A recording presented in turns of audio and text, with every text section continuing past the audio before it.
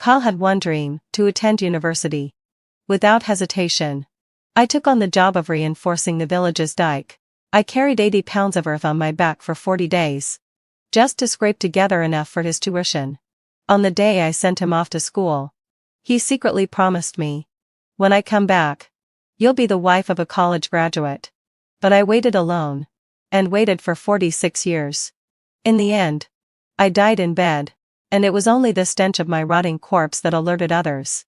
When my soul returned to my hometown, I found that even a place to go was beyond reach. It was only through the whispers of my fellow villagers that I learned Kyle was now living a life full of children and grandchildren. A life others envied. And I was nothing more than a pitiful fool who stripped herself of her dignity and fought for another woman's man. When I opened my eyes again, I was back in 1978. Kyle was looking at me with sincere eyes. "Ellie, having you have to support me in going to school." Looking at that face, a face I had once loved with all my heart, I curved my lips into a smile and nodded. "Okay." Upon hearing my agreement, Kyle visibly relaxed and, with some apology in his eyes, said, "Ellie, you know how it is. My parents were sent to the farm, and they struggle just to take care of themselves. If I ask for tuition now, it'd be unfilial of me." Then, well out. He raised his hand and swore solemnly. "But we're different. I'll take care of you for the rest of my life to repay you." I looked at him, my eyes brimming with tears. And the words, "Why didn't you come find me for 46 years?" remained unsaid. Swallowed back into my throat. Was I not angry? How could I not be? I spent 18 years gathering wild vegetables. I thought back to the despair of not even being able to reach my bedside water cup before I died and felt a desperate urge to bury this man at the bottom of the dike as a human pillar. But I wasn't the 18-year-old Ellie anymore. Throwing tantrums would only earn me the label of a shrew. Though, compared to a life and death struggle, a reputation doesn't even matter. I remembered the murmurs after my death. Ellie had such a hard life. Waiting for a man her entire life, only to end up with no children. No one even to collect her body after death. Though Kyle wasn't a saint. He has everything now. That's just how the world is. It wasn't that I had a hard life. I was just stupid. As I watched Kyle paint a vivid picture of our future, my expression remained calm. Because every word he spoke was exactly the same as in my past life. These words had once been my belief that kept me waiting. But now they only made me feel disgusted. Seeing that I didn't show the eager expression I had in the past, Kyle's pace slowed down. He anxiously brushed a lock of hair from my forehead. "Ellie, if you're not at ease, I'll apply to a university in the province. I'll come back every week to see you." This was different from my past life.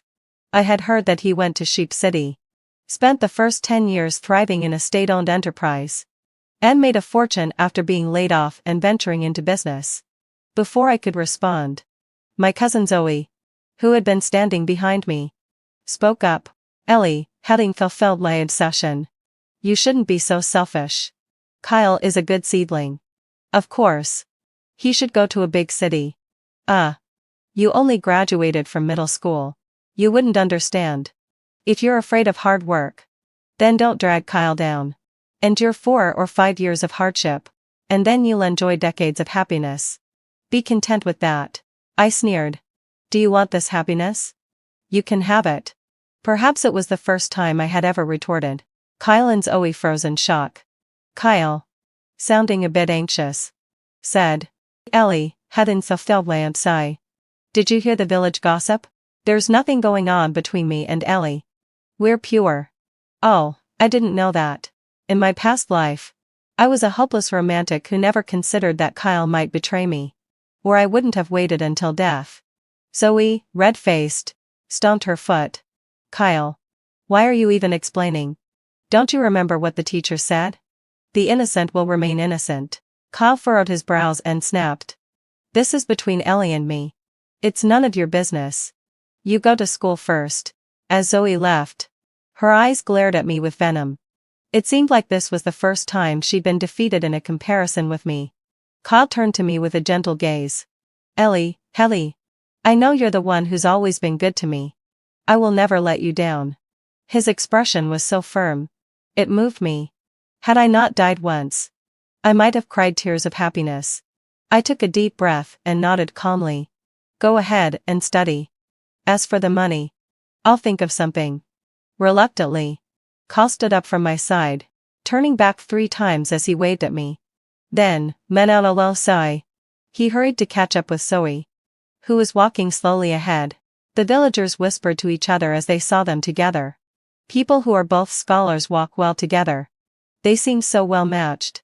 Well, Ellie must be trying to stake a claim because of her looks. What right does she have to think she can take Kyle from Zoe? I ignored their chatter and turned to walk towards the village committee office. I didn't want to spend my life in lonely old age, a mere topic of conversation for others. Stopping their gossip wouldn't save me. At the village committee entrance, a few middle-aged women saw me coming and couldn't hide their disdain. Isn't that the third girl from Ellie's family? The lazy one. She's looking for work now? Just for a man. Her mother was unlucky too. She couldn't give birth to a son, so her in-laws looked down on her. Now, the daughter's a slut who tries to steal other women's men. The village head couldn't tolerate their gossip, and slammed the table. One woman was unhappy. Village head. This was Ellie's family's own complaint. They wouldn't lie about her. Would they? The village head didn't bother with her, and turned to me. In the fall, the town is organizing dike repairs. It's $1 a day, though it's a tough job. I nodded eagerly. But then a hand stopped the pen I was using to register. You're really going to work on the dike for Kyle? Connor's eyes were bloodshot as he looked at me. I won't allow it. What kind of woman should be doing such hard labor? His tone was full of tenderness. In my past life, I thought he was jealous of Kyle, so I didn't listen to his advice and even scolded him. Now that I had lived to this age, how could I not understand his feelings? But I still gently pushed his arm aside and heavily signed my name on the form. The people nearby burst into laughter. See? I told you. Ellie would do anything for Kyle. If this were before liberation, Ellie would probably be willing to be his concubine. Connor's face flushed red. He spun around, shielding me behind him, and shouted at them furiously. You bunch of useless gossips. Done earning your work points? If you've got time to wag your tongues, why don't you worry about whether your own families can eat and pay their grain quotas this year? The men didn't back down. Their voices turned shrill and mocking. And who are you to speak for Ellie? Huh? In this village, you're a nobody. Don't act all high and mighty. It wasn't until the village chief slammed his hand on the table that the crowd finally quieted down. He sighed and said gently to me, Ellie, don't take their words to heart. People love to talk, that's all. As long as you walk the right path, you've got nothing to fear. But even now, though we talk about free love, being well matched still matters. Whether someone's worth it or not. That's something you need to think carefully about. My eyes burned. In my past life, everyone had warned me that Kyle wasn't dependable, so why had I been so determined to throw myself into that fire? Thank you, Chief. I understand, I said softly. As I passed Connor, he looked at me nervously like he was afraid I'd be hurt. Or worse. Disappear. I thought of the chief's words and whispered, meet me at the end of the village later. I need your help with something. Connor blinked in surprise, then scratched his head with a goofy grin. All right. By the time Kyle returned from school, I was covered in mud, drenched from head to toe, with over 10 cat ties of eels wriggling in a basket beside me. When he saw me, even he looked shocked. Ellie, you've suffered so much. All for me? If only he knew this was just the beginning. Later, I'd develop severe shoulder pain from hauling earth, and rheumatism from working long hours in the water. And all that toil would only raise a thankless wolf. But Kyle shouldn't even be back yet. Weren't you supposed to return on the weekend? You short on money? I asked, frowning. A faint blush crept up his neck. I just missed you too much. My lips twitched. The tenderness I'd once dreamed of all my life suddenly felt awkward when it was right in front of me. He had just taken the basket of eels from me when a sweet, breathless voice called out in the distance. Kyle. I found my English notes. I can go back to school now. Zoe came running, panting lightly, her hand landing casually on Kyle's shoulder. Thanks for helping me look for my notebook, Kyle. If you hadn't, I'd be in big trouble tomorrow. A soft hum escaped me before I could stop it. A twinge of bitterness flickering in my chest. But I quickly snapped myself out of it. Wake up. You're not falling for this again. I snatched the woven bag from Kyle's hand and said coolly. Be careful walking her home. He looked anxious, wanting to explain. But Zoe tugged him away before he could say another word. I turned in the opposite direction, heading home. Once inside, I pulled out the notebook I'd hidden under my pillow and began writing seriously. Money, it's hard to earn, especially when you've got no one to rely on. I did the math. In my past life, the first time I gave Kyle money, it was about 300 yuan. Back in 1978. That was enough for him to play the rich kid at university for quite a while. The thought that he might have used my money to charm some college girl into marriage made me want to slap myself. But this time, I'd still earn money, just not for him. On the dike, I hauled baskets of earth with all my strength. A few women bringing lunch to their husbands stopped to jeer.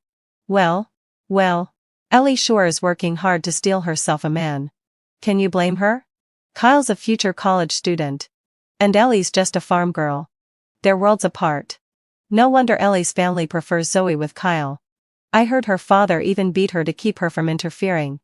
And she still tries to fight for him? What a shameless girl. Their laughter rang out, using me as their entertainment. Before I could even respond, Zoe's voice drifted over, smooth and self-righteous. Come on.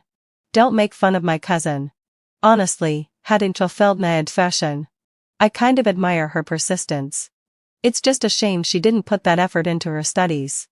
Connor, who had just arrived, slammed his hoe onto the ground. His voice was deep and angry. Funny, Zoe. You call Kyle brother, more affectionately than your own parents. You're able to go to school because Ellie gave up hers to support your family. What are you so proud of? Zoe's face twisted with fury. Grandma favors my family because my mom gave birth to a son. If Ellie's mom was useless and couldn't, that's not my fault. Her eyes gleamed with mischief as she turned to me. Well, cousin, you're quite something, clinging to Kyle while stringing along that fool to protect you. Messing around with two men, how disgraceful. She added loudly enough for everyone to hear. Family feuds were every villager's favorite show. Instead of stopping her, they only added fuel to the fire. Zoe, how come you're alone? Didn't Kyle walk you here? Even if Zoe doesn't get into a big university, she'll at least make it to technical school much better than Ellie, who barely finished junior high. Zoe basked in their praise, her pride swelling. Seeing me quietly carrying earth with a steady face only enraged her more. She rushed forward, grabbing the yoke from my shoulder. Let's see you act tough now. Let's see you cling to Kyle again. Annoyed, I shifted my shoulder, and Zoe stumbled backward, falling to the ground. Zoe. Kyle's voice rang out just in time. He stood there holding a steamed bun, eyes filled with reproach. Ellie, honey, what are you doing now? She's got exams in a few days. What if she's hurt? Zoe's lips curved into a smug smile before she turned to Kyle with a voice soft as silk. Kyle. I think I sprained my ankle. I can't seem to stand up. I watched coldly, wondering what kind of act they'd put on this time. But to my surprise, Kyle didn't bend down to help her. Instead, after chiding me twice, he handed me a steaming meat bun, his face full of concern. Ellie, cutting? You must be tired. I brought this for you from school, kept it warm against my chest the whole way. Eat it while it's hot. Everyone froze. Zoe's eyes filled with tears on the ground, while I just stood there, stunned. Should I take it or not? Connor's gaze was fixed anxiously on my hands, as if terrified I might accept it. I frowned, snatched the bun, and shoved it straight into my mouth. Why shouldn't I eat it? I paid for it with my own damn money. Seeing me eat, Kyle's face lit up with joy. The murmuring crowd shifted their tone. Well now, seems Kyle fancies Ellie more after all. Probably touched that she worked so hard to earn money for him. Gave her a little reward. I couldn't stand being the center of their gossip. After finishing the bun, I gulped down some water and went straight back to work. Kyle moved as if to take my shoulder pull, but Zoe grabbed his pant leg. Kyle, aren't you going to help me up? Don't make us students look like a joke. When he saw I ignored him, he reluctantly crouched down to lift her up. Zoe shot me a poisonous glare. Em leaned close to Kyle and whispered something. His eyes suddenly brightened. Ellie. I have to take care of something with Zoe. I'll come see you again soon. With Zoe clinging to him, he left affectionately. The villagers' chatter flared up again. But I didn't care. What I'd been waiting for had arrived. When work on the embankment ended, Connor quietly slipped me a folded piece of paper and several large denomination bills. Ellie, heading fulfilled wide sigh. This is the letter of acceptance. First County High agreed to let you transfer in. The money you sent was more than enough. They really wanted a good student. He hesitated. Ellie, are you going to that school because of Kyle? I couldn't help but laugh softly. Then I shook my head and told him earnestly. No. I'm doing it for myself, for a little hope. Maybe my expression was too serious. Because Connor seemed dazed. His voice turned uncertain. Ellie, having fulfilled my obsession. Would you without a low sigh look down on me for being just a farmer? Then, without a low sigh, almost flustered, he added. But I'm still young. I heard Berkeleyers make good money. I can learn that. Or I could go to the city and do small business. Whatever you think is right. I'll do it. He made me laugh outright. Connor was nothing like Kyle. One coaxed with sweet words. The other simply acted. How had I chosen the wrong one last time? Recalling the economic tides of the decades to come, I realized both paths Connor mentioned could work. They just needed capital. I pulled out the money he'd just returned to me. Use this to start a small business in the county. Consider it my investment. Connor froze, looking almost hurt. Ellie too. Do you think I'm like Kyle? A misunderstanding. I quickly pocketed the cash again and changed my tone. Then let's just say this: I hope the two of us keep getting better. I emphasized the two of us. And Connor seemed to understand. He nodded firmly. In that case, Tazai Chamna Waida. I'll earn the money. And you go study. Our days will only get brighter. When I went to the senior office at First County High to collect my textbooks, I happened to run into Kyle and Zoe. Ellie? What are you doing here? Kyle's face was full of shock. I kept flipping through the books. And it was Malaki, the teacher, who spoke first. Kyle. This is our new transfer student. You'll be helping her get familiar with the class. Zoe's composure cracked. Her voice shrill. Ellie. Who told you to study here? Does Grandma know? I let out a faint chuckle. Cousin, having fulfilled my sigh. I earned this money myself. It has nothing to do with the family. I like you 20 years old. Still repeating senior year. And living off the elders. Humiliated in front of everyone. Zoe's face flushed red. That money still belongs to the family. I'm telling Grandma you'll have to give it back. Ka seemed even more shocked than she was. That's not right. Why would you come to school? You're supposed to stay in the village and wait for me. His words sounded oddly familiar, like he already knew the woman I used to be. I almost laughed out loud. Why would I wait for him? I had already waited 46 years. Does he know why I'm confident I can pass next year's college entrance exam? Because during those 46 years, I studied the 1978 test papers he once used until the pages turned yellow and soft. Heaven gave me another chance, not so I could ask him why, but so I could rise above him. This time, I'd be the clouds, looking down from above. As for Zoe, I knew Kyle never truly liked her. She was just a fleeting distraction. Still, Kyle wouldn't give up. He reached out, his tone urgent. Ellie, why are you here? Are you afraid I'll leave once I have a diploma? Trust me. This time I won't. This time? Could it be he's been reborn too? I didn't know what his past life had been like, but he'd clearly done well enough to earn others' envy. If he was starting over again just to chase me, I wasn't interested. Because the 64-year-old me had already learned, a dog never changes its spots. I pulled my hand free. Disgusted. Kyle. You're crossing the line. He froze. Confusion clouding his face. Ellie, heading to felt wide session. What's wrong with you? I stepped back, widening the distance between us, and decided to lay it all out. Kyle. Everyone in the village calls you my brother-in-law. So maybe stop calling me Ellie. Miss Ellie would be more appropriate. He relaxed a little, thinking I was jealous. Don't be upset. I told you there's nothing between Zoe and me. The one I like is you. If you're still worried, I can go back to the village with you and explain everything. The village gossip had been swirling for months, and Kyle never once tried to clarify it until now, when he feared losing his free ride. Zoe tugged at his sleeve, but he brushed her off impatiently. Zoe, please respect some boundaries.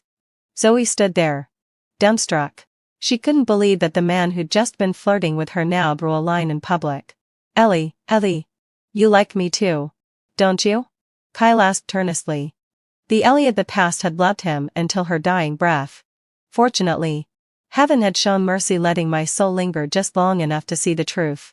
I knew how Kyle had climbed to power by deceiving women, living a life of comfort and indulgence. I also knew that, like me, Connor had never married. He stayed in the same small mountain village, unwilling to leave for fear that I would return and find no home. I saw how Connor had staggered all the way to the county, claimed my urn, and cried like a broken man, clutching the black box. Ellie, if I had been braver, would you have had to suffer so much? If heaven gave me another chance, I would have guarded you well. At that moment, even if Kyle were to show me all the sincerity in the world, I knew it would be nothing but a facade. Unable to stop myself, I asked him bluntly, Kyle, where does your confidence come from? Thinking I like you? Kyle fumbled for words. But you've worked so hard for me. You waited by the road since dawn just to see me. Isn't that love? I replied flatly. That was just me being foolish in the past.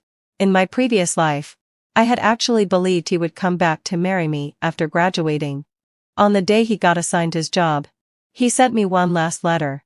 It was full of complaints about the unfair job assignments and how he had to travel with his parents. The only words he left me were thank you. Those 3 words were meant to close the chapter on 4 or 5 years of me supporting him, and I had foolishly accepted it. I waited for a year, but no letter came. It was only then that I started to panic, desperately searching for any news of Kyle. I even begged Zoe for help, but to my shock, Zoe's family beat me and cursed me out. You slut. You used tuition fees to blackmail Kyle to cut ties with us. Now look, I haven't seen him in over a year. I don't even know where he is. Why the hell are you pretending to ask about him? Are you here to rub it in my face? Once they were convinced that I had been abandoned, and by Kyle too, they began spreading the word. Come see. Ellie used despicable means to seduce her brother-in-law. And now she's been dumped by him. Now that you have nowhere else to go, are you trying to come back? Fine. Crawl to Zoe and apologize. Admit you're a shameless flirt who ruined relationships. And maybe we'll let you back in. Your mom can't even have a son. And you two are just a disgrace to your whole family. I ran back to my rented room in the county. The entire village's mocking and jeering echoing in my ears. And I had no home to return to. With no way of finding Kyle, I could only stay in one place, foolishly waiting. Over the years, I told myself countless lies to numb the pain. Maybe something had happened to him. Maybe he was sick. That was why he couldn't come for me. But now, looking back at that letter with no address, it was clear he had closed the door to all emotion with just 3 words. As these thoughts crossed my mind, I couldn't care less about Kyle's dark expression. I stuffed the books into my bag and started to leave, brushing past them. Before I left, I turned to Kyle and said, I've arranged for someone to harvest the rice in your field. The labor fees were paid with grain, and the remainder is stored with the village chief. You can pick it up whenever you have time. As for what to plant next spring, you can figure it out. I need to focus on school. I don't have time to handle these things anymore. Kyle's face grew even darker. And the meaning was clear, I wouldn't be supporting him anymore. In my past life, Kyle had devoted himself to his studies, yet only managed to get into a technical college. Even when the job assignments came, he was picky. In this life, unable to feed off me anymore, he was clearly floundering. At first, Zoe helped him out, and he could still pretend to play the part of the educated man. But slowly, his greed and laziness began to show. Zoe handed him a bun. chewing on a cornmeal steamed bun herself. Kyle frowned. I've been eating these plain buns for days. How am I supposed to study without meat? I told you. Once I get assigned to a state-owned enterprise, I'll be able to start my own company. If you support me now, I'll repay you later. Why can't you be like Ellie? Work harder. Take on more jobs. And support me? Zoe's voice trembled with frustration. Kyle. I've already split the living expenses my family gave me between us. If they find out I'm supporting a man, they'll skin me alive. We'll be in college soon. After the exams, there'll be living allowances. And things will get better. Just hold on a little longer. But Kyle, born into wealth, could never endure this kind of hardship. How could the Kyle of the past, the rich CIO, ever imagine a life so meager? At first, when Kyle realized he had been reborn, he resented it. After all, he couldn't bear the hardships of the 1970s. But later, he began to feel differently. The 1970s weren't all bad, not with Ellie around, because in his past life, no matter how many women he had, only Ellie truly loved him. He felt like heaven was giving him a second chance, allowing him to reassess who he truly loved. So, this time, he vowed to treat Ellie well, to marry her, and never leave her alone again. But from the moment he spoke of continuing his studies, he noticed Ellie had changed. He wasn't afraid, though, because he was sure Ellie couldn't live without him. Something must have gone wrong. While nibbling on a bun, Kyle pondered. He would make Ellie return to the obedient, loving girl she once was. Connor had also rented a small storefront across from First County High and opened a snack shop. With my memory of the 1978 exam papers, I was never nervous about the college entrance exams. And occasionally, I'd help out at the shop, but Kyle's eyes were always fixed on me. That day, after school, he cornered me at the entrance of the snack shop. Ellie, I've been wondering why you're acting different. Have you started flirting with other men? I paused the task in my hands, laughing derisively. Kyle, what do you mean by flirting? What other men? Did I have a man before? Don't forget. In the villagers' gossip, you're Zoe's man. What are you coming to me for? Kyle's face turned ashen, and he ground his teeth, hissing. Ellie, having fulfilled Ryan's session. Are you out of your mind? He's just a small-time businessman. Connor, too, nervously watched my reaction, fearing I was just trying to provoke Kyle. I raised an eyebrow. That small-time businessman not only supports himself, but makes nearly 20 a day. What gives you the right to comment? I used to be blind, but now I see clearly. As soon as I said this, Connor couldn't hide his smile. He put down what he was holding, rushing to stand in front of me, no longer afraid of Kyle. Kyle, I respect you as a scholar, but I expect you to respect laborers too. If you keep treating people like they're beneath you, I'll go to the school and report you. Kyle, in his past life, had always been smooth sailing. He thought it was just luck, but he forgot that the hardest years were those when Ellie had carried the load for him. Now that Ellie had lost control, he realized how tough the 70s truly were. Furious, having fulfilled Wyatt Sar, Kyle's usually composed demeanor shattered, and he yelled at Connor in a rage. Who the hell do you think you are? Threatening me? No matter how nice you make it sound, you're just a servant, groveling in front of everyone. Connor's face flushed red, veins bulging on his forehead. He rolled up his sleeves and, without hesitation, punched Kyle squarely in the face, shouting at the top of his lungs. He spat. You're a piece of trash. You left after graduation and disappeared without a trace. You made Ellie wait for you for 46 years. And by the time she died, her body was rotting. She was such a beautiful young girl. Damn you, Kyle. At Connor's words, both Kyle and I froze. Connor must have been holding his frustration for too long. I had waited a lifetime for him. But how long had Connor been waiting too? I wasn't planning on revealing the truth, but pretended to be confused, asking Connor what he meant. Connor seemed to realize he'd acted impulsively. He quickly made up an excuse, muttering under his breath, eyes red, lips trembling. Ellie, don't choose Kyle. Even if it's not me. As long as you're happy. Before he could finish, I shamelessly wrapped my arms around him. Who cares? In a few decades, in New China, everyone is brave enough to express their feelings. Why shouldn't the 18-year-old me have the courage to do it? Kyle, after being punched, didn't press the issue. He just shot us a furious glance and left. Connor, still in my arms, was frozen stiff, not knowing how to move. His hands stayed raised awkwardly, unmoving. Someone walked up to buy food, and Connor impatiently waved them off. Go away. The boss and his wife are too busy. I couldn't help but laugh, gently guiding his stiff arms down to my waist. In that instant, Connor's face turned a deep shade of red, and I could see tears brimming in his eyes. Ellie, heading till Feldwide Sash. Do you even know what you're doing? I lowered my head, not looking at him. I do. I'm fixing some mistakes. We stood there, wrapped in decades of longing, like two elderly people who had finally found peace in each other's arms. But we forgot that not far from the snack shop, two pairs of eyes burned with venom. The village chief sent someone to call me back. At the village committee office, the entire Ellie family was waiting for me, including my father, who had never spoken up for me. Zoe was on the floor, crying pitifully, while Gabriel from the neighboring village was being held by several men. My grandmother's disdain for me seemed to seep out of her very pores. She wore a bitter face and pleaded with the village chief. Village chief, you have to stand up for Zoe. She's trying to get into college. How could she be involved with Gabriel? Ellie, heading fulfilled and sigh. That little vixen can't stand to see Zoe do well.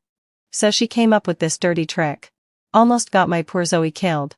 This wasn't in my past life. I was confused. What does this have to do with me? The village chief sighed.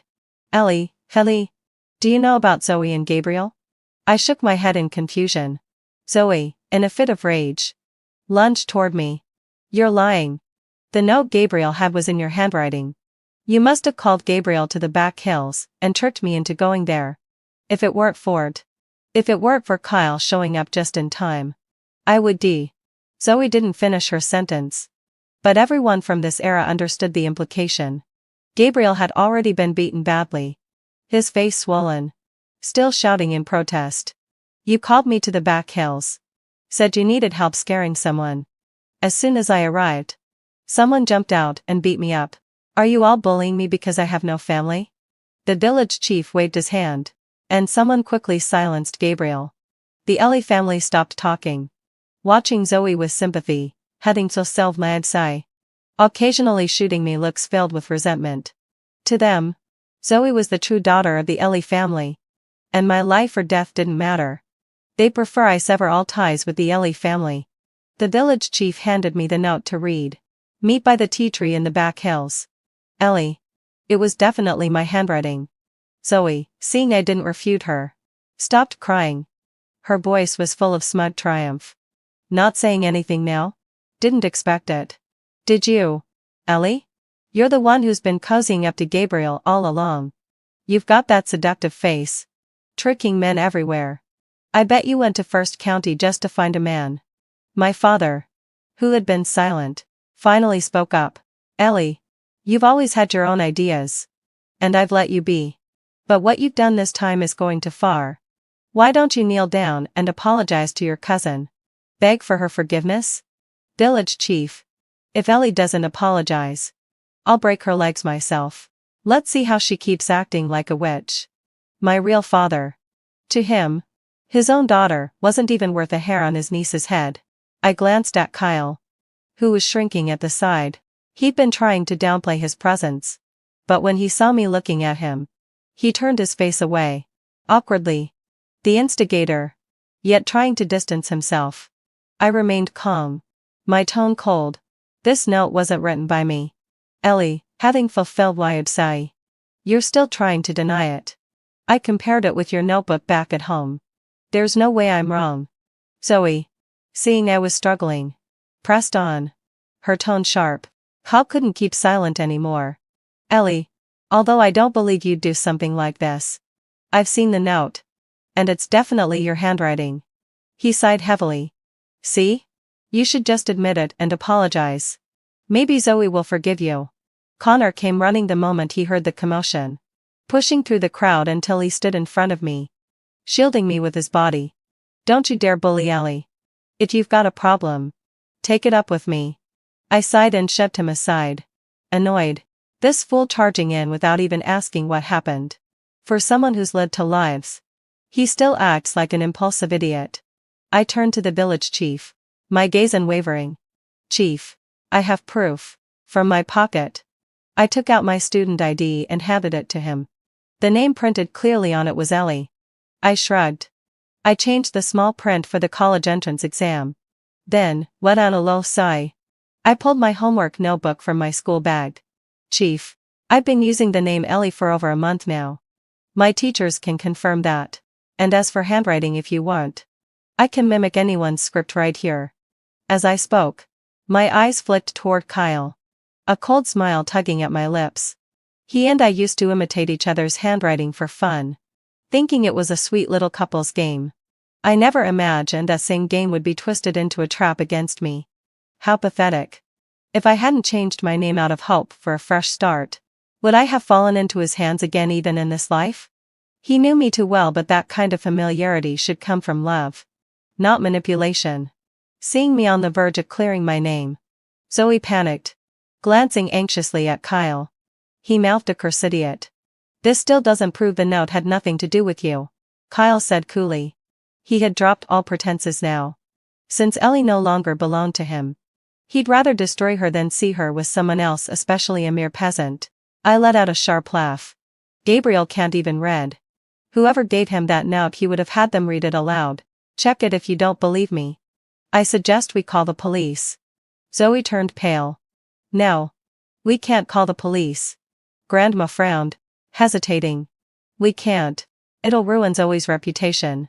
She's still got the college exams coming up. It's better not to make this a big deal. Oh, now that it's not about me. Suddenly reputation matters? I faced the village chief again. Chief, our villagers beat Gabriel half to death. Don't you think we owe the other side an explanation? Even if we don't report it, the neighboring village probably will. Kyle, struggling to contain his fury, snapped. Ellie, cutting. If you report this, the 3 of us will all be questioned. You'll be wasting valuable study time. I looked utterly unconcerned. Moral integrity comes first. Remember the order: virtue, intellect, fitness, art, labor. Kyle hadn't expected me to insist on calling the police regardless of my reputation. They treated a woman's reputation as if it were her life because they'd never truly died in despair before. After weighing the matter, the village chief agreed to report it to the police station. The rest was up to us to cooperate. When we boarded the police car, our expressions varied. Zoe, the fool, was still looking at Kyle with worry, even after being used so cruelly. But then again, wasn't I just like that in my previous life? After questioning, we returned to school. Zoe followed behind Kyle. Teary-eyed, she berated her viciously the whole way back. Kyle, meanwhile, glared at me with venom. Ellie, do you even know how brilliant I'll become one day? I'm being nice to you now. And you just ignore me? Nice? He really had no idea what that word meant. I stared into his eyes. Fearless. Kyle. And let's see just how brilliant you can be this time. My stare made him uneasy. He should have remembered, the first step to his brilliant future was at least getting into college. But he'd spent too much time obsessing over me. During the college entrance exam, I already knew the questions from my past life. Feeling a little guilty, I stopped once I was sure I'd reach the undergraduate line. When I left the exam room, I ran into Kyle. He didn't look nearly as confident as before. Muttering to himself, he said, "No, impossible. What went wrong?" After all these years of studying, he still didn't understand the butterfly effect. Just as I was about to walk away, Kyle grabbed me. Ellie, having fulfilled my insatium. Did you mess with something again? I shook off his hand in disgust, looking at his panicked face. I finally understood the saying, the more you once loved someone, the more you can grow to despise them. Kyle, what did I do that makes you cling to me like this? Is it because I stopped being your free maid? He looked terrified, clutching my arm. You've been reborn too. Haven't you? Why don't you love me anymore? Listen to me. It's not that I didn't come for you, my wife's so overbearing. She treats me like a caged chicken. I even went looking for you. Your family told me you were dead. I swear. I smiled faintly. Funny, heading to fell way when I asked about you. They told me the same thing. But I didn't tell him that I'd waited for him until I was 64. He didn't deserve to know. When the results came out, I really had made it into an undergraduate program. In 1978. That made me the pride of not just the village, but the entire county. Kyle, however, broke. After the police investigation, he was disqualified from retaking the exam. His life, this time around, was utterly ruined. Unable to accept his fall from grace, he drank several bottles of pesticide. Before he died, he was shouting, "No, I want another chance. I want to start over again. But who in this world gets endless chances?" He bled from all 7 orifices, writhing in agony before the end. Only then did the Ellie family remember their golden girl. They tried to play the family card, pretending affection, having already cast Zoe aside when she failed her exams. But I had no time for their hypocrisy. This time, my path was entirely different, but the world outside remained just as cruel. So I busied myself helping Connor at his little shop, whispering to him about the important events yet to come. Listen to me, buy a house in the provincial capital. You must. Connor half understood, half pretended not to. But one thing he was sure of. Whatever my wife says, I'll do. And with that, life finally felt like it had hope. 10 years into my marriage with Leon. 10 years into my marriage with Leon, I finally realized that love can be feigned. The man before me never truly loved me. When our enemies captured both me and Leon's first love, hanging us over a cliff and forcing him to choose one, he unhesitatingly chose the woman who had once betrayed him. As I leapt off the cliff in despair and regret, I thought, if I could live my life over again, I would never make the same mistake. When I opened my eyes again, I had returned to the day of our engagement 10 years prior. Looking at the engagement contract Leon handed me, I spoke without hesitation. If you marry me, what will become of Serafina, whom you keep at your estate on the outskirts of the city? My words stirred a storm. Leon looked at me in shock, clearly not expecting me to reveal his secret on the day we were to exchange engagement contracts. My usually composed and courteous father lost his temper for the first time, risking imperial censure to expel Leon from our residence, along with the 108 cards of betrothal gifts he had brought.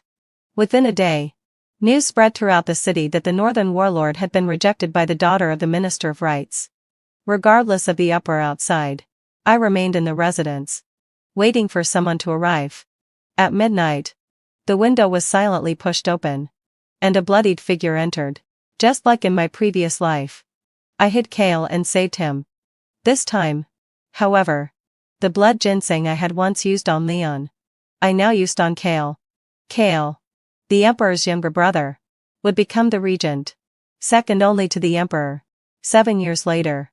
In my past life, after his imperial brother's death, he struggled to guide the young emperor and protect the nation. But due to an assassination attempt, he was left disabled and spent the rest of his life in a wheelchair. Even so, he remembered the favor I had once done for him and traveled thousands of miles to collect my remains. That was on the 7th day after my death, when my soul was trapped beneath the cold, desolate cliff. I bitterly laughed at my own foolishness, resented Leon's coldness, and cursed the heavens for their injustice.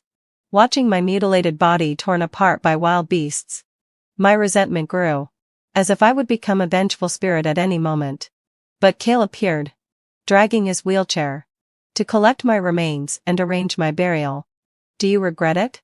A clear male voice interrupted my thoughts. I shook my head. No.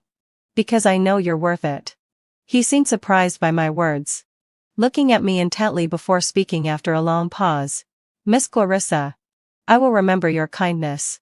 In the future, if you face any difficulties, as long as it doesn't violate ethics or morals, Kale will go through fire and water for you without hesitation. I didn't refuse and nodded readily, because I knew I would soon need his help. Kale was loyal and righteous. I had known that in my past life. In my previous life, you collected my remains. In this life, I will give you a pair of healthy, strong legs. After I broke off the engagement with Leon, he remained persistent, coming to our residence daily to seek an audience, but was turned away by my doting father. This continued for half a month. Seeing that the gates of the Minister of Right's residence remained closed to him, Leon finally ceased his visits. Just when I thought he had given up, 3 days later, Leon brought Serafina to our door. Upon hearing the servant's report, memories from my past life flooded back. My heart grew cold and bitter. But more than that, I felt resentment. Very well. Since I have been reborn and tried to avoid them, yet they still come to disgust me. Let's see what they intend to do. Speak, Kathasa Asablis Kale. Why have you come? I asked directly upon entering the hall. The moment Leon saw me, he immediately stepped forward. As he approached, I quickly took a few steps back, widening the distance between us. Clarissa. You. Leon stopped in his tracks, looking at me with pain and urgency in his eyes. I didn't want to waste words with these two. Being in the same room with them felt suffocating. Their presence reminded me that my past life was a complete joke. Serafina, seeing my displeasure, curtsied to me and spoke calmly. Sister Clarissa, I believe you've misunderstood my relationship with Leon. Today, I've come to clarify everything. I knew exactly what she was going to say, claims of innocence, subtly implying that I was narrow-minded. I had heard these words in my past life. I ignored them, sat in the main seat, and had the maid pour me a cup of tea. After taking a sip, I spoke after a long pause. Serafina, there's no need for lengthy explanations. Just answer 3 questions for me. Serafina glanced at Leon. Her eyes filled with charm, seeming to convey helplessness, shame, sorrow, and innocence all at once. I couldn't help but marvel internally. TSK. Such an expression, I fear I could never master it in my lifetime. Leon, however, seemed oblivious to the emotions in Serafina's eyes, focusing solely on me as he spoke. Ask away. There's nothing improper between us. Nothing improper? Ahaha. What a joke. First question, why did Serafina break off her engagement with Shinjiro? I looked at Serafina and asked. A flicker of panic crossed Serafina's eyes, but she quickly composed herself and replied, given my current lowly status, I'm unworthy of Shinjiro. How could I bind him with a marriage contract? Unworthy? Serafina, your words are amusing. You claim to be unworthy of Shinjiro, yet you accept the patronage of the esteemed northern warlord. Perhaps it's my shallow understanding that fails to grasp this. I mocked. Upon hearing this, Serafina's cheeks flushed instantly. She anxiously glanced at Leon and hurriedly explained. No, it's not like that. Leon frowned as well. Clarissa, there's a reason behind all of this. Seeing their expressions, a wave of disgust rose in my heart. I interrupted coldly. No need to explain. I don't want to hear it. Second question. Serafina, on the red ribbon tied to the matchmaking tree atop Mount Kinji, whose name did you write when you prayed for love? Upon hearing this, Serafina looked up at me in shock, eyes filled with disbelief. She murmured, impossible. How could you know? Seeing her like this, I couldn't help but laugh. Serafina, there are no walls in the world that don't let in the wind. You showed your heart to the gods, but tried to hide it from me? Aren't you afraid the gods will be displeased? Leon was staring at me too, but there was no surprise in his eyes. And suddenly, I understood. He already knew. So how dare he? How dare he bring her before me and speak of innocence? Leon, I had planned for us to part ways peacefully in this life. You go your way, I'll go mine. But since you insist on disgustingly throwing this in my face, don't blame me for tearing off your last shred of decency. Third question. Serafina, if I told you never to see the Duke of the North again, could you do it? At my words, Serafina looked like she was about to cry, tears brimming in her eyes. But she never answered. That looked really pitiful. I sneered. So, Serafina, Tell me, what exactly did I misunderstand? Then I turned to Leon. Leon, you say your relationship is innocent? Then answer my 3 questions. 1. Did you really not know about Serafina's feelings? 2. One out a low sigh. If I forced you to choose between us, who would you choose? 3. Head until sold lion session. Leon, do you really think I, Clarissa, am a fool? Leon just stared at me, silent. After a long pause, he only said one sentence before turning and leaving: I won't give up. Serafina quickly followed after him, watching their backs as they left. I chuckled. Leon, this time, the choice is mine. 3 peaceful months passed, with proper rest. Kale's injuries were fully healed. Before leaving, he told me he had something important to attend to. I knew the border was in trouble, and the Emperor had secretly sent him to investigate. Over these 3 months, we'd become friends. His presence had made the days less lonely. Now that he was gone, I felt a bit of emptiness. Coincidentally, the Empress was hosting a flower viewing banquet, inviting noble ladies from the capital. I gladly attended. Unfortunately, heading forcibly, what was meant to lift my spirits turned sour when I ran to someone I despised. Serafina arrived, surrounded by admiring women, and seated herself directly across from me. At such a banquet, someone of her status shouldn't even be present. But after the unpleasant fallout that day, Leon had clearly arranged for her to have a respectable status. Adopted daughter of the Prime Minister's household. She looked at me with pity, sympathy, and a hint of pride. I ignored her, but she deliberately provoked me. I heard Clarissa has been resting at home these past few months. How's your health now? She asked with feigned concern. Everyone turned to look at me. Huh. So this was what she was waiting for. Everyone in the capital knew, and after my broken engagement, I hadn't stepped outside. Today was my first public appearance since that scandal. Under all those curious, scornful, and judgmental gazes, I calmly set down my teacup and looked at Serafina. Seeing the faint smugness tugging at the corners of her mouth, a surge of malice rose in me. I smiled and said, of course you'd know. Serafina. After all, wasn't it the Duke of the North who brought you to my door himself? The air turned to ice. Every pair of eyes turned to Serafina in shock. The woman the Duke of the North kept hidden. It was her? She actually dares show her face? After hurting someone, she should have stayed away. But now she had to come rub salt in the wound. Disgusting. I thought she was refined and well-mannered. I even treated her as a friend. Ugh. Leon hadn't exactly kept things discreet when he brought Serafina to my home, with my father deliberately spreading the news. Even those who didn't know the full story had pieced most of it together. The women here today all came from noble families, well-bred, educated, with a strong sense of propriety. To them, Serafina's behavior was shameless and low. They had once thought she was talented and beautiful, now the adopted daughter of a prestigious house worth befriending. But now, knowing she had no sense of decency or honor, how could they still respect her? Listening to the murmurs, the righteous anger in their voices, I felt an immense sense of satisfaction. In my past life, when I found out about Serafina, how did Leon try to comfort me? What did his men say? That I was petty. That I wasn't magnanimous. That I should have the dignity of a princess. Huh. What a joke. Leon. Even these sheltered noble women understand what's right and wrong. And you don't? Clarissa. You must have misunderstood us. Serafina said, eyes turning red. My father died in battle. Before he passed, he entrusted me to the Duke of the North. It's not what you think. I was truly sick of her pretentious act. It was nauseating.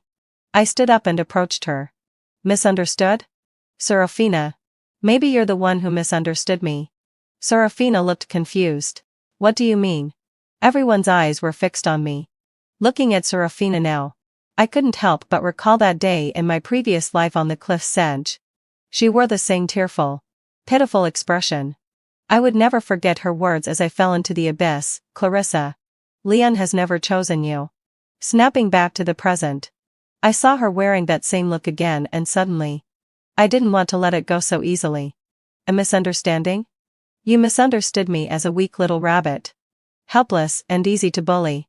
With that, I grabbed her arm. Amid gasps from the crowd, I yanked a piece of her sleeve clean off. Ah! Serafina screamed in shock, scrambling to cover her now exposed arm. The crowd was clearly stunned by my sudden action. Some of the elders frowned and scolded. Clarissa is far too hot-tempered. It's one thing to speak harshly, but to resort to violence? Indeed, a woman's modesty is so important. Yet she tore someone's clothes. Unforgivable. Voices of reprimand rained down on me. Serafina clutched the torn sleeve tightly over her arm, her eyes brimming with tears as she accused. Clarissa, even if you're angry with me, this is too cruel a humiliation. I ignored the chorus of disapproval and stepped in front of her, letting out a cold laugh. You claim it was a misunderstanding, Serafina? Then explain why is the name of the northern warlord engraved beneath the magnolia tattoo on your shoulder? The crowd fell deathly silent again. All eyes turned to her shoulder. Disdain let out a low sigh. Mockery, curiosity one by one. People's gazes bore into her. Serafina's face went pale, and the next moment, she fainted on the spot. Even as she collapsed, she cleverly shielded her shoulder from view. Watching her, I found the whole thing utterly ridiculous. Ridiculous that she overestimated herself.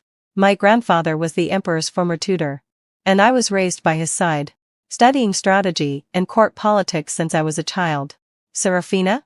She read a few books and picked up some petty tricks, and thought she could manipulate me? How laughable. Tangible evidence is always more persuasive than words. That was the first lesson my grandfather ever taught me. What explanation can compare to what one sees with their own eyes? If you don't want to peacefully live out your days as a noblewoman, then I will grant your wish. Eventually, having fulfilled land socially, the Empress arrived and put a stop to the farce. She punished both of us for causing the spectacle. I was ordered to stay indoors and reflect for a month, not that it mattered to me. But Serafina, judged by the Empress to have an impure heart, was sent to King Xian nunnery to copy 500 volumes of scripture. She couldn't return until she finished. Everyone sided with me. Even the Empress. The day's chaos finally ended. I turned in early and extinguished my lights for the night. But in the middle of the night, I was startled awake by a rustling sound. I looked up and saw Leon in my room. My heart sank. I'd barely dealt with Serafina during the day, and now Leon was here to stir up more trouble? Heavens! What did I do to deserve this? What are you doing here? Our engagement is broken. We have nothing to do with each other anymore, I said coldly. Leon didn't answer. He just stood before me, and by the moonlight, I saw the expression on his face: helplessness, regret, panic, confusion. Clarissa, did you reincarnate too? Hearing those words, I was utterly stunned. I staggered back several steps, barely catching myself against a table. So that's what it was. He came back too. Leon stepped forward and grabbed my shoulders, pulling me tightly into his arms. His voice trembled. Clarissa, we both came back. This time, I swear, I'll protect you. Those words, "I'll protect you," snapped me out of my shock. I pushed him away and slapped him hard across the face. Leon, don't you find it disgusting to say things like that? If you've truly come back, then you should know everything that happened between us. Everything we ended up with. Do you understand why it happened? Leon shook his head. His eyes filled with regret and confusion. I've only ever loved you. I never had feelings for Serafina. You have to believe me. Believe you? Leon, what do you expect me to believe in my life? I laughed. Bitter and cold. Leon, do you even remember how I died in my past life? Leon was flustered. His face went pale and he shook his head. Clarissa, I didn't mean for that to happen. I planned to trick the enemy and had someone else ready to rescue you. But something went wrong. Rescue me? Huh. I laughed. Hollow lie. Leon, do you hear yourself?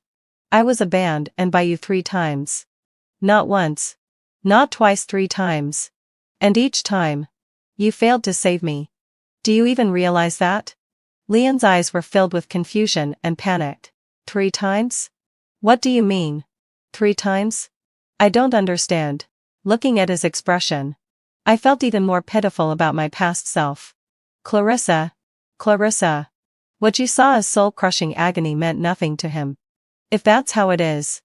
Leon, if I suffered. Then now it's your turn to suffer with me. I fixed my eyes on him and said coldly. That year when the plague struck. I fell ill. There was only one John-chan camellia left in the house, but you gave it to Serafina. Did you ever think of me? Leon's eyes widened. And he hurried to explain. No, it wasn't that I didn't care about you. Serafina was the general's only child. And the general died saving me. She was badly injured and barely clinging to life. If I hadn't been desperate, I never would have given it to her. I did care about you. By then, we already had an effective treatment for the plague I knew you'd pull through. Watching him scramble to explain, I found it laughable. So in the end, I just couldn't compare to her place in your heart. You knew I wouldn't die? But what if I had? Leon, Lana. How could you say something like that? I sneered and said slowly.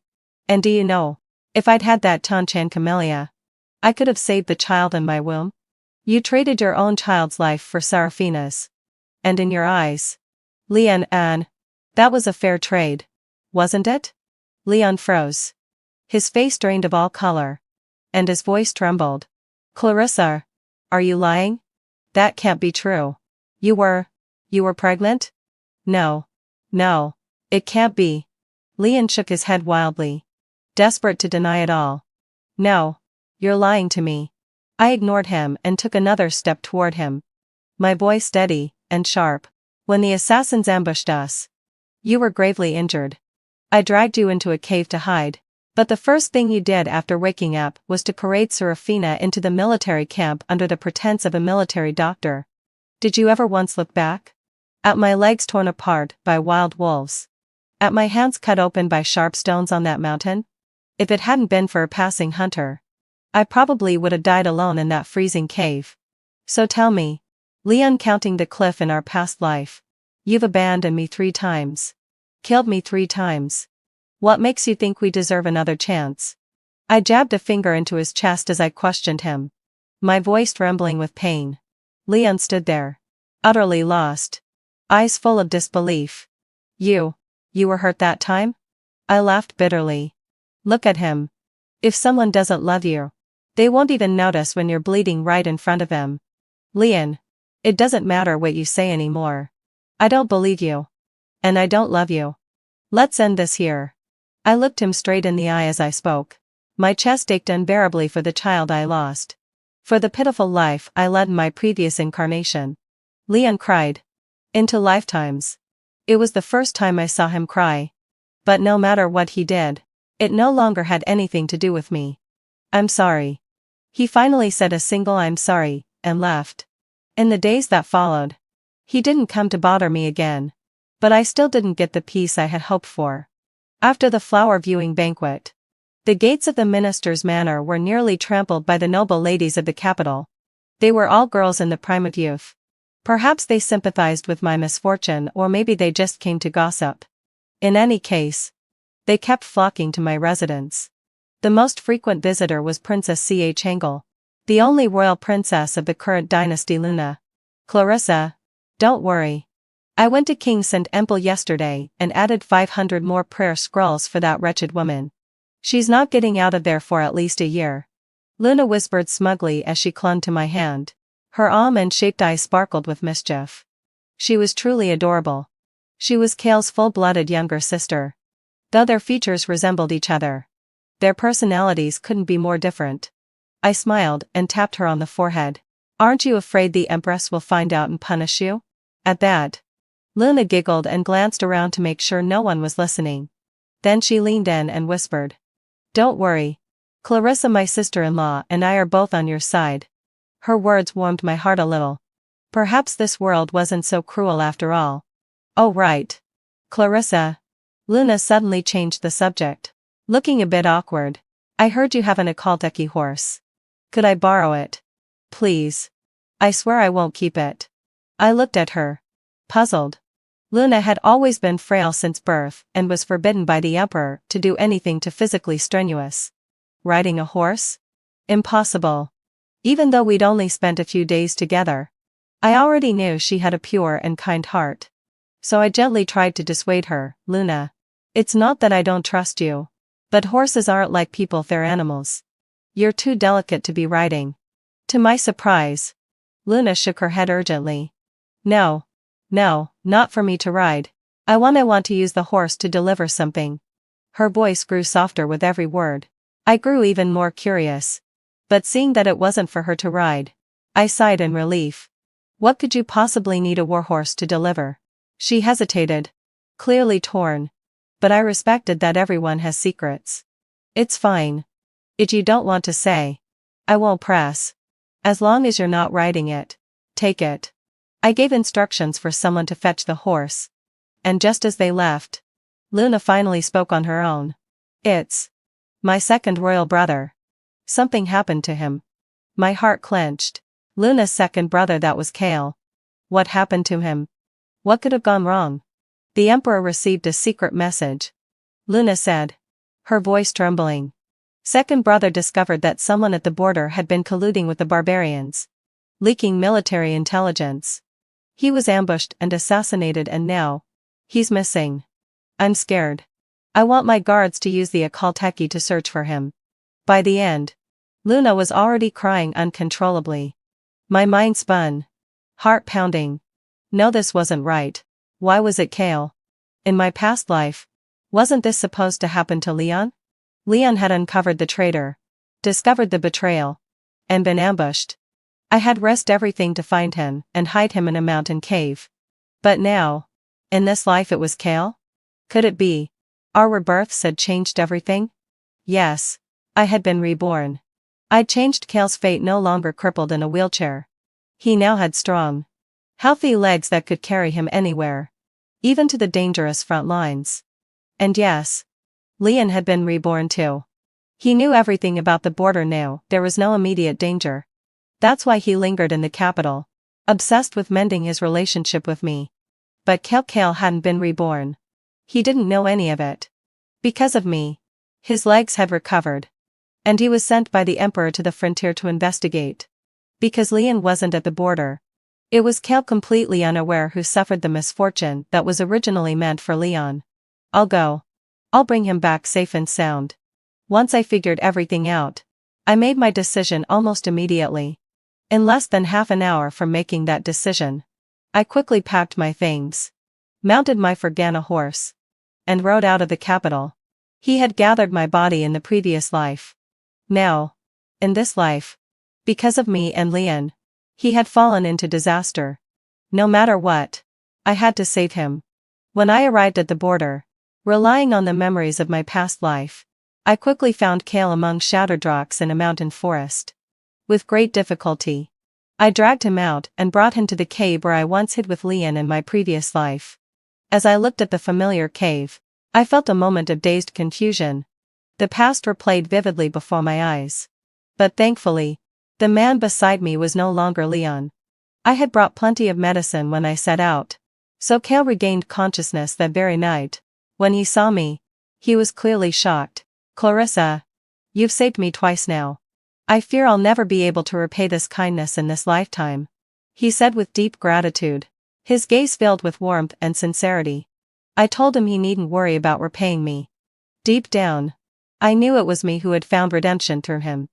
With memories of the past and thorough preparations, Kale recovered quickly.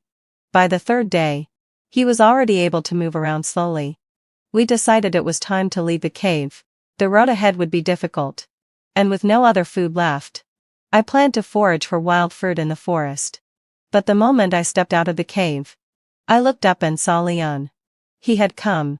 At the sight of me, he froze in surprise. When I first saw Leon, I was indeed surprised, but that emotion quickly gave way to understanding. Leon also had memories of our past life, and as the current North Guardian King of Tanyuan, the Emperor must have shared certain things with him. With just a bit of thought, it was clear to me that the hardships he endured in our past life were now borne by Kale in this one. Leon had come to save Kale. He wasn't a good husband, nor a good lover, but he was a loyal subject, a worthy general. I had missed him in this life. And so I turned away into the forest to search for food. I avoided the traps set by hunters. Unlike in my previous life where I had nearly lost my life and dignity to them. When I returned to the cave, Leon and Kale were sitting face to face, glaring at each other, neither willing to back down. I knew Leon had misunderstood Kale. To avoid unnecessary conflict, I said, "North Guardian King. I came at the request of Princess Changle to find the second prince." Leon looked at me, his eyes slightly red at the corners. "Clarissa, you're protecting him like this when you should be protecting me." With that, he stood up and walked out of the cave. I added some wood to the fire, not sparing him a glance. "Don't you want to go after him?" Kale asked. "Why should I?" I replied. Kale chuckled at my answer. I looked up at him. The firelight danced in his eyes. And his smile was especially striking. Leon had said he had arranged everything. Even set a trap to lure the enemy in. So our plan to leave the cave was put on hold. According to Leon's plan, we'd have to stay in the cave for at least half a month. Kale was injured, so the daily tasks of hunting and foraging fell to Leon and me. One day, Leon blocked me in the forest. I knew he wouldn't let things go, so I braced myself to hear what he had to say. "Clarissa, I know I hurt you. I know you hate me, blame me. Everything that happened, it's all my fault. I won't ask for your forgiveness. I only ask for a chance to make it up to you," Leon said earnestly. His eyes filled with hope, but I wasn't willing. Heaven had granted me a second life, a chance so rare. How could I walk the same path again? I stepped back, putting distance between us. "Leon, why force yourself?" Leon shook his head desperately. "Clarissa, it's not forced, it's how I feel. I've always had you in my heart." His words felt absurd to me. "Leon, you've also been reborn. So you know what Serafina is truly like. In our past life, you favored her. Yet in the face of danger, she betrayed you, defected to another nation, and leaked military intelligence. I thought that in this life, you'd stop it from happening.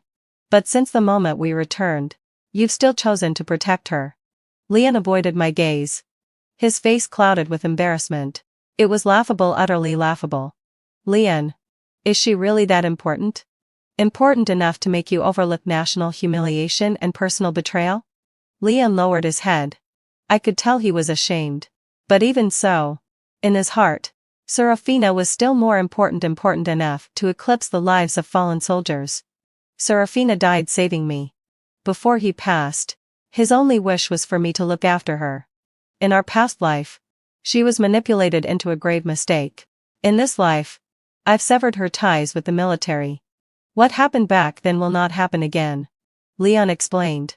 I looked at Leon, and suddenly felt deeply tired. He had said these words many times in our past life. I didn't want to hear them again in this one. "Leon, we may have been reborn.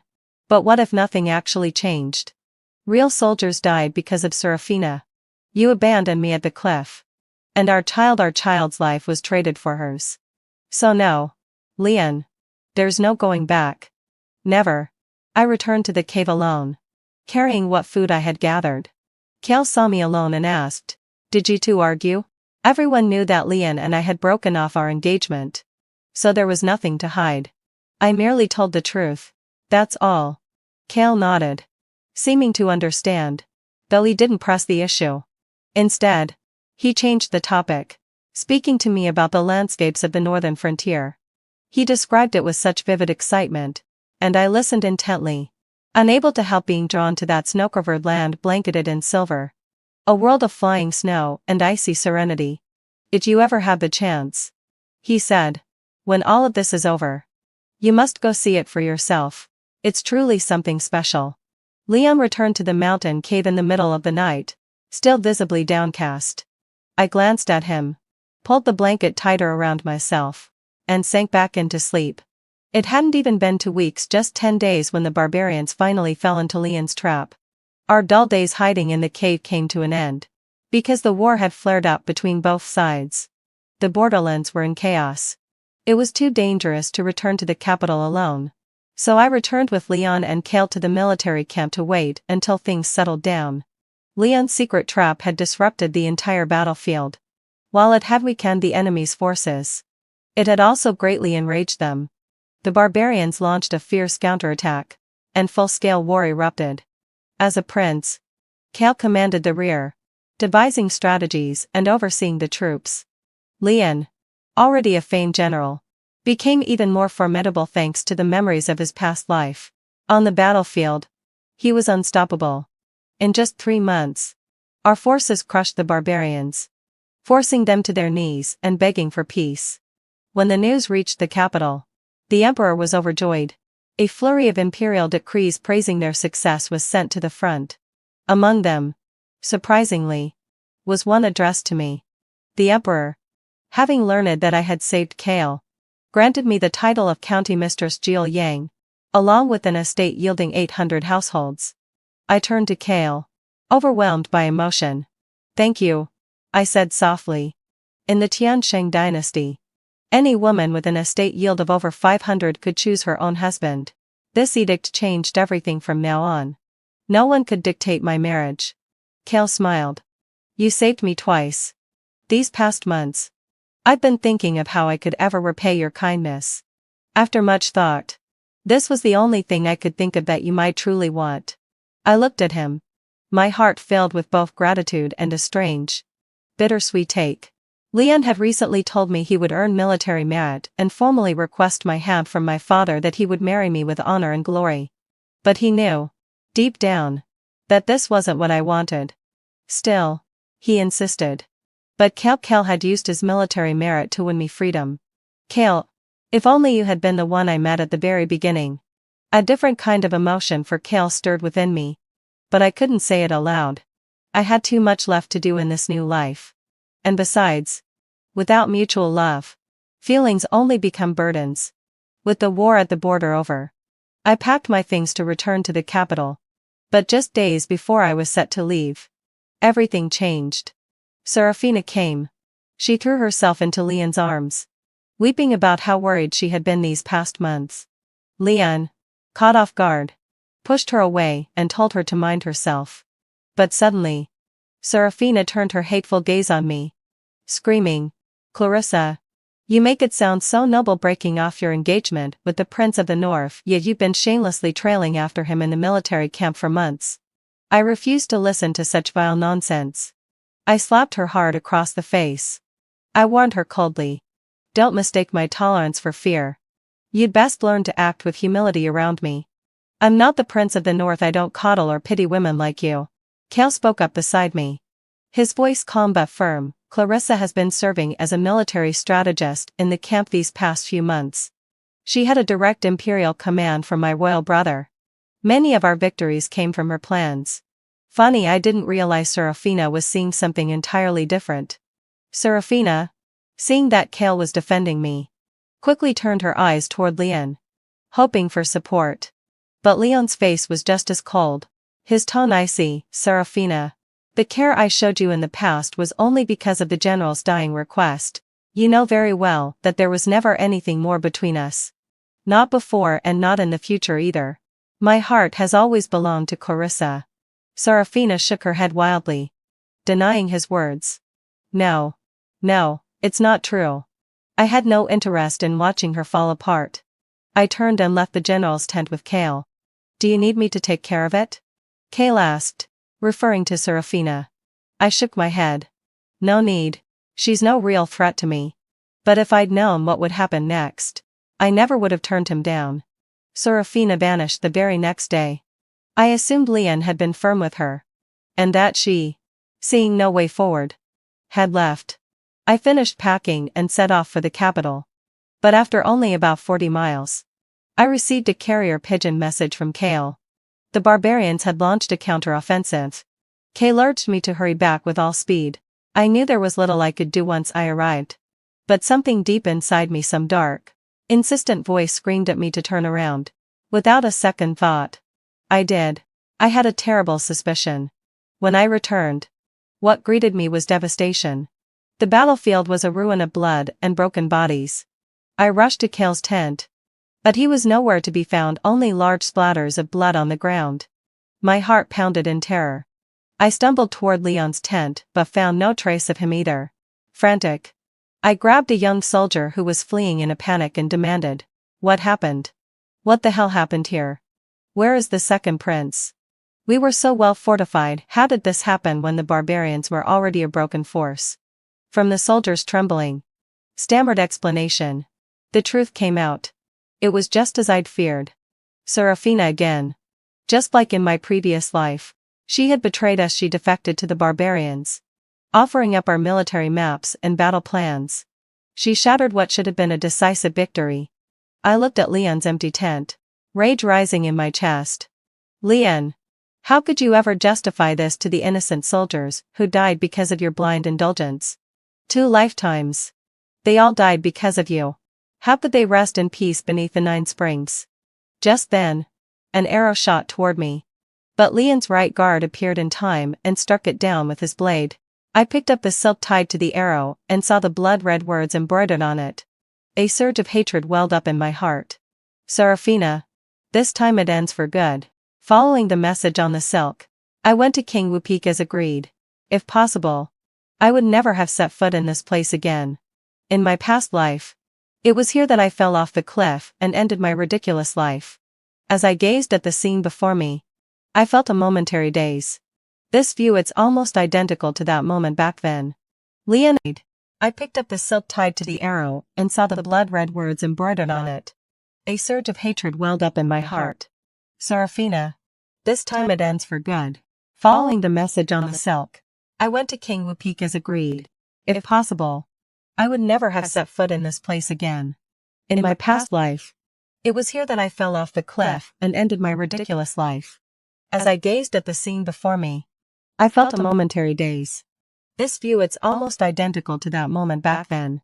Leon and Kale were tied up and hung over the forbidden cliff, their limbs bound. Nearby stood Serafina, brandishing a dagger with wild gestures. I glanced at the 2 men hanging in midair, seeing no visible wounds on them and clarity in their eyes. I let out a breath of relief. Serafina, what are you trying to do? I asked her. She let out a maniacal laugh. Her eyes filled with a vicious madness I'd never seen before. Clarissa, seeing the mighty Lord of the North and the all-powerful Sack and Prince hovering around, aren't you just so proud of yourself? I frowned. I used to merely feel disgust toward Serafina. Her nature, after all, was her own. What happened between Leon and me was ultimately Leon's responsibility. But at this moment, looking at her, I truly felt that this woman was venomous to the bones. He had to be eliminated. Leon had protected her both openly and secretly for years. The old generals in the army regarded her like a daughter. And now? She saw none of that. Serafina, you were born into a family of generals. Now you betray your country. How can you face your ancestors? How can you face your father? Hearing this, Serafina laughed even more maniacally. H-A-H-A-H-A. My family, the Seraphinas, were loyal to the core. Now I'm the only one left. Leon owes me. This country owes me. You're insane, I cried. Her red-rimmed eyes locked onto me, filled with nothing but hate. Yes, I've gone mad. YOUAL drove me mad. What did I ever ask for? I only ever wanted Leon's heart. Was that so wrong? I quietly signaled the hidden guards nearby to prepare to rescue them. Serafina, I said, you never truly loved Leon. If you did, how could you destroy his homeland? How could you kill his soldiers and people? You only craved the attention he gave you. Once that attention waned, you lost all reason. Serafina gave me an eerie smile. Say whatever you want. Clarissa, I don't care anymore. Her expression made my heart sink with dread. What are you planning? Serafina walked to the ancient tree binding the 2 men and brushed her dagger against the ropes. She tilted her head slightly, her voice bone-chilling. Clarissa, choose one, just one. Who will it be?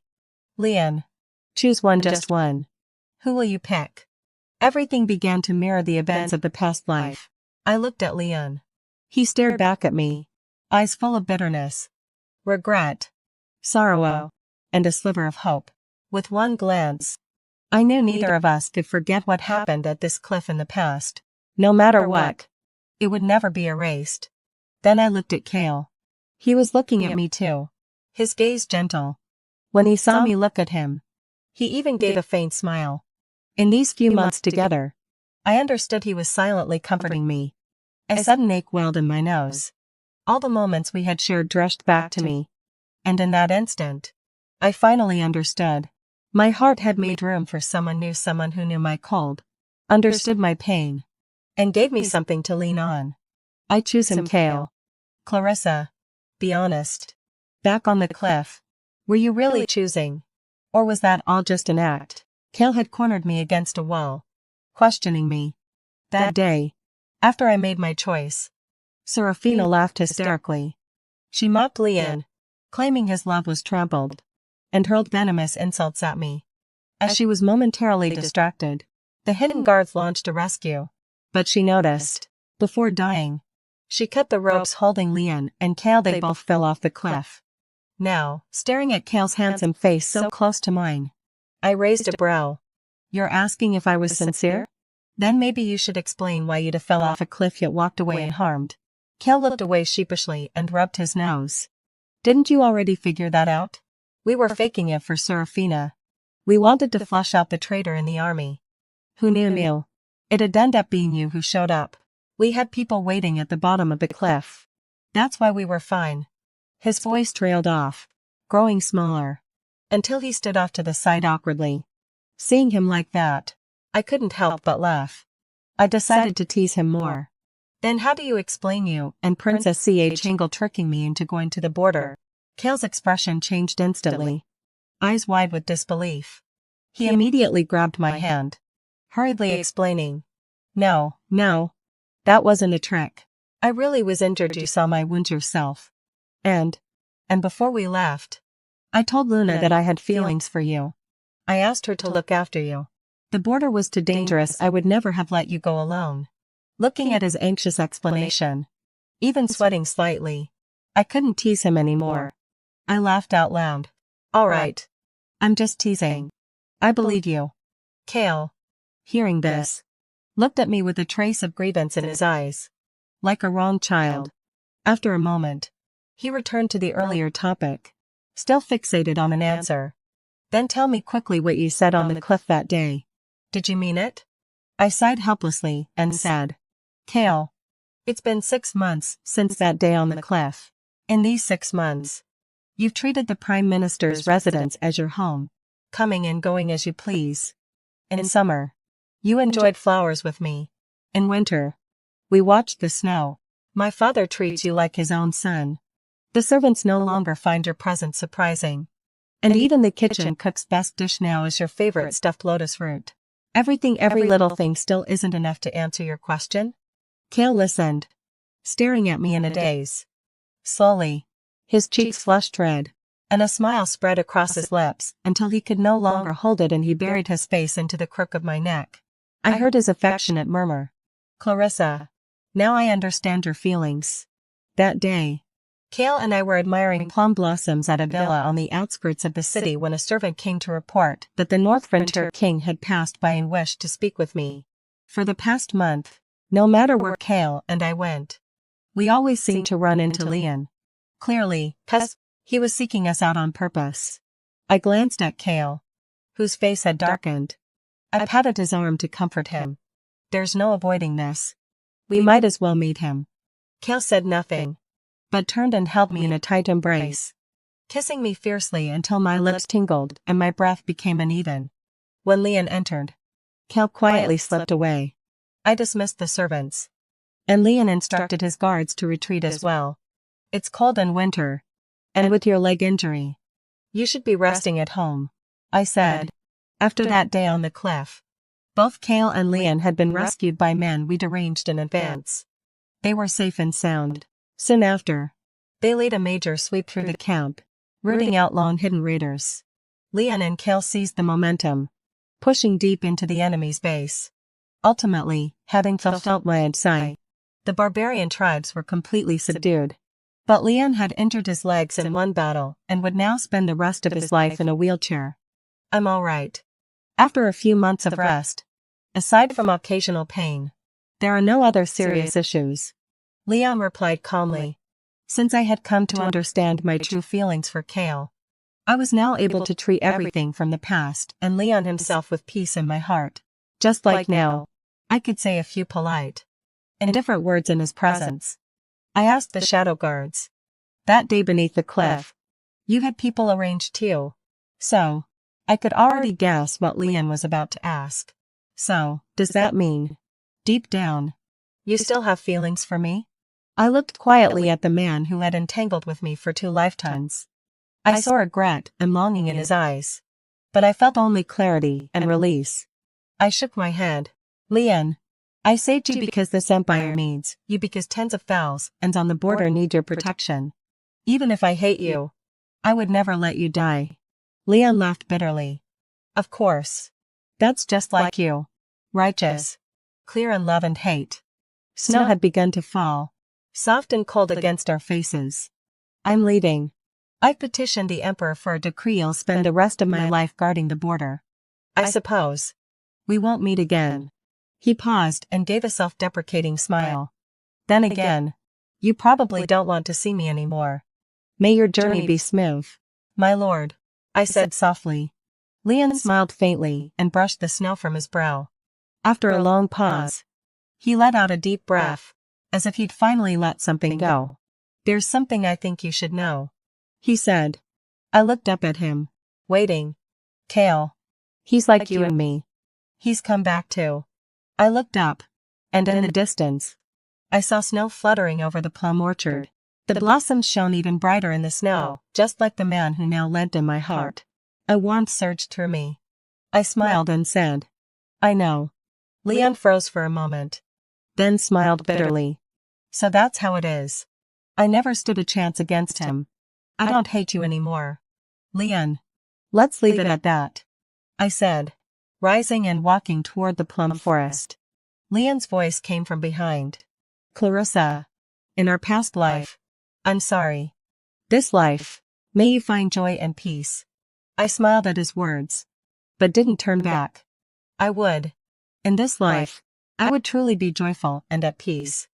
Deep in the plum forest, I found Kale curled up under a plum tree, covered in snow. My heart ached at the sight. What are you doing squatting here? Aren't you cold? I reached out to pull him up. Kale looked up at me. The corners of his eyes red, like a child abandoned. In a small voice, he said, You knew everything. Yes, hadn't so went session. I knew. His shoes were soaked through with snow, and his hands, exposed to the cold, were purple with cold. I took his hand, it was ice cold, the chill piercing me to my core. Your shoes are wet. Get up. Quickly, I said, pulling harder. He finally stood, but didn't move, only stared at me intensely. I sighed inwardly. I knew long ago back in the cave. I already knew. His eyes lit up with joy and disbelief. He grabbed my shoulders and asked urgently, You mean, you knew I was reborn too? I nodded. Yes. He pressed further. And you're still willing to be with me? You're not angry I kept it from you? Again, haha. I nodded. Yes. Kale's eyes turned red instantly, and he pulled me tightly into his arms. I hugged him back just as fiercely. I remember everything. You collecting my body, arranging my burial, crying at my grave. I remember how you gave your life, dragging your broken body up 3 Zara temple steps, kneeling in the cold spirit monastery for 3 months, begging Master Wu Wei to give me another chance at life. So Kale, how could I ever blame you? Hearing this, Kale held me tighter, his voice choked with tears. Clarissa, you really are so annoying. I laughed and gently pulled away. I leaned up, kissed the corner of his mouth, and whispered, Kale, I'm sorry for making you wait so long. From now on, I won't make you wait again.